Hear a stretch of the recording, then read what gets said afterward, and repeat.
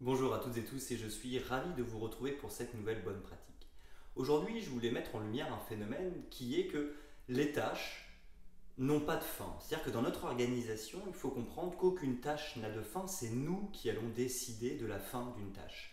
Par exemple, si nous devons faire une présentation, nous devons faire un PowerPoint, on va dans un premier temps choisir la forme du PowerPoint, l'image qu'on va mettre dans le PowerPoint, le contenu du PowerPoint.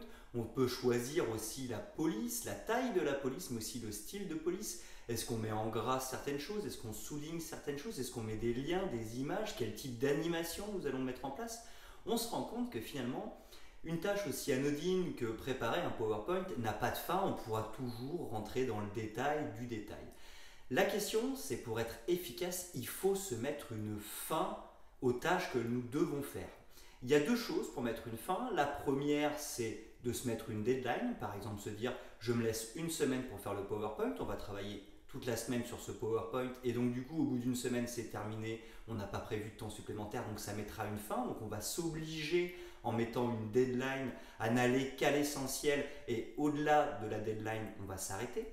Ou alors on se dit, je prends en compte deux ou trois critères, par exemple, je vais me dire ce qui est important c'est l'animation, c'est la police et le contenu. Voilà. Et on s'arrête là. Donc c'est-à-dire que les images, finalement, on a décidé de ne pas mettre d'image, on ne met pas d'image.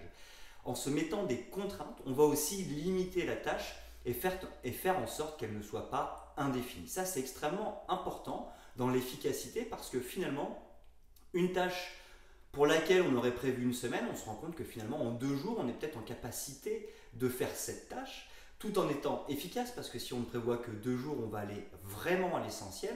Et finalement, est-ce qu'on doit travailler une semaine pour que ce soit suffisant? Non, 2 jours, ça peut être tout à fait suffisant. Le risque, c'est bien évidemment de tomber dans le perfectionnisme, c'est-à-dire d'arriver à un stade où le détail n'apporte aucune plus-value. J'espère que cette bonne pratique du jour vous a été utile et je vous donne rendez-vous dès demain pour une nouvelle bonne pratique.